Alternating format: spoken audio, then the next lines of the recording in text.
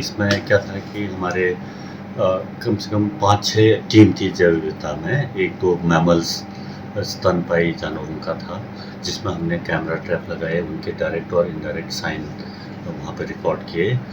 और उसके अलावा उन पर चिड़ियों पर हम लोगों ने हर पड़ाव पर हम लोगों ने 3-3, 4-4 किलोमीटर के ट्रांसेक्ट लगा के चिड़ियों की गणना की।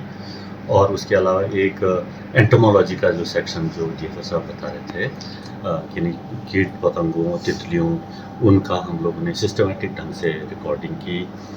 और जहाँ तक एनिमल हैबिटेट का सवाल है, उसमें हम लोगों ने अलग अलग टाइप के बुग्यालों, वृक्ष रेखा के आसपास के वनस्पतियों का सिस्टमेटिक तरीके से अध्ययन किया।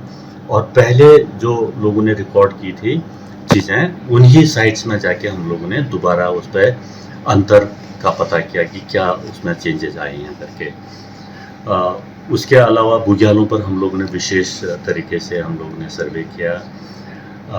और वनस्पतियों में हमने जड़ी बूटियाँ और लाइकेन, एक स्पेशल तरीके के पौधे होते हैं, छोटे पौधे, जो कि पहाड़ों में या चट्टानों में मिट्टी बनाने का काम करते हैं। लाइकेन का काम होता है कि बहुत चट्टानों में अपने केमिकल रिएक्शन से मिट्टी बनाते हैं वो, उसके ऊपर मॉस उगते हैं। मॉस के बाद जो है हायर प्लांट्स जैसे फर्न्स हैं, फूल वाले पौधे हैं, वो उगते हैं। तो उनका एक जीवन चक्र, एक प्रकृति का एक जो एक्शन होता है, उसकी हम लोगों ने बहुत सिस्टमेटिक ढंग से रिकॉर्डिंग की। लाइकेंस के अलावा जड़ी बूटियाँ, दुर्लभ पेड़ पौधे जैसे ऑर्किड्स हैं, और उनका भी हमने अध्ययन किया। और 50 से ज़्यादा हमने कैमरा ट्रैप्स अलग अलग जगहों पर लगाए, और उनके रिजल्ट्स आने के बाद हमें काफ़ी इंटरेस्टिंग चीज़ें देखने को मिलेंगी। स्तनपायी जानवरों में करीब 13 प्रजातियां पहले से रिकॉर्ड हुई हैं। उनमें से हमने 11 प्रजातियों के निशान देखे, और कम से कम 8-9 प्रजातियां हमने देखी, जैसे हिमालयी थार और भरल हो गया, सिरौल के निशान, भालू, कस्तूरा मृग, इनके डायरेक्ट एविडेंसेस मिले। तो कुल मिलाकर एक सफल अभियान रहा। सारे वैज्ञानिक दलों ने आपस में मिलकर एक बहुत ही कोऑर्डिनेटेड वे में हम लोगों ने डेटा कलेक्ट किया है। और अगले 2 महीने तक हम लोग इनकी विशेष करके आंकड़ों की वो करेंगे, हम लोग विश्लेषण करके रिजल्ट्स हम लोग रिपोर्ट के साथ देंगे। नंदा देवी राष्ट्रीय उद्यान के अंदर कई ग्लेशियर्स हैं, कई एवलांच ट्रैप्स हैं, कई जगह ऐसे हैं कि ग्लेशियर टूटने से जो मोरेन हैं वो भी फट रहे हैं। तो हमने कई जगह ऐसे देखे। जियोलॉजी की टीम हमारे साथ थी, मैं बताना भूल गया। उन्होंने विशेषकर जो नॉर्दर्न ऋषि बैंक है, सदर्न ऋषि बैंक, और बितारटोली के जो ग्लेशियर थे जहाँ पर थोड़ी बहुत टूट फूट हो रही है, उनका सिस्टमेटिक ढंग से फोटोग्राफी की है। वहाँ से सैंपल्स लिया है, ताकि वो हम डिटेल में वो कर सकें कि कब से ये ग्लेशियर टूटने शुरू हुए हैं। तो उसका काफ़ी अध्ययन किया गया है। हम रिमोट सेंसिंग और GIS के थ्रू इसकी एनालिसिस करके रिपोर्ट में हम इसकी चर्चा करेंगे। ओर से प्रतिनिधित्व करने का मौका मिला, और जब हम सेकंड कैंप पर धराशी में गए तो उसी दौरान हमें बर्फबारी का सामना करना पड़ा, और 4 दिन हम वहाँ पर रुके, और टीम के मनोबल पर थोड़ा प्रभाव तो वहाँ पर पड़ा। उसके बाद जब हम डिब्रूगेटा ड्योढ़ी में गए तो वहाँ पर जैसे ऋषिगंगा है, तो सुबह तो जैसे ग्लेशियर का तापमान थोड़ा उस समय कम रहता है, तो पानी का स्तर कम रहता है, लेकिन शाम दोपहर के बाद जो जल स्तर काफ़ी बढ़ जाता है, और ऋषिगंगा का जो वेग है काफ़ी उग्र है, तो उसको पार करना टीम के लिए एक चुनौती थी।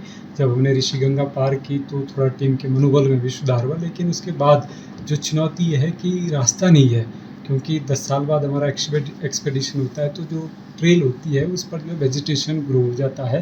तो बिटारतोली में हम झाड़ियों से होते हुए लगभग 4-5 किलोमीटर तक गए, और वहाँ से होते हुए फिर जब रामणी से आगे हम क्रॉस करते हैं तो भुसगढ़ और पाताल खान, वहाँ पर जो है जो पूरा स्लोप है, स्टीप है, और नीचे ऋषिगंगा का गॉर्ज है।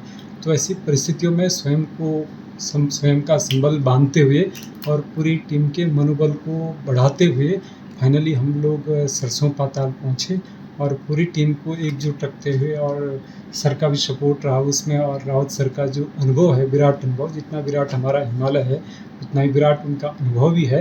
और सर का भी हमारे साथ एज ए संरक्षक हमारे साथ थे और सक्सेसफुली हमने ये अभियान जो है संपन्न किया, जिसके लिए मैं सर का भी धन्यवाद करता हूँ। ये जो नेशनल पार्क हमारा विश्व धरोहर साइट है और इसका दशकीय बायो मॉनिटरिंग एक्सरसाइज इस बार एक्सपीडिशन हमारे द्वारा 7 जून को स्टार्ट किया गया था और टीम ने 22 दिन के बाद इस अभियान को सफलतापूर्वक कंप्लीट किया है और जो हमारा सरसों पाताल बेस कैंप है वहाँ पे फाइनल अपना जो जैव विविधता के सारे उद्देश्य पूरे करते हुए हमारी टीम सकुशल वापस आई है।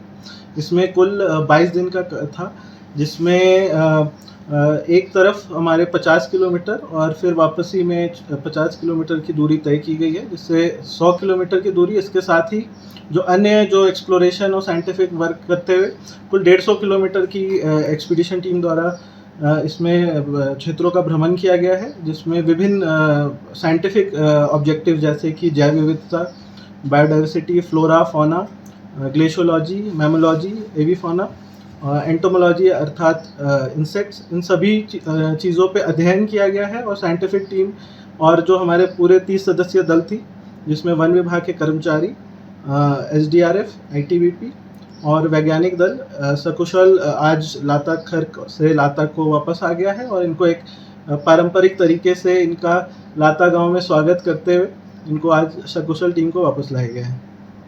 आपके राज्य की खबरें, आपके शहर की खबरें सबसे पहले जानने के लिए देखते रहें अमर उजाला। चैनल को सब्सक्राइब जरूर कर लें और पाएं हर अपडेट।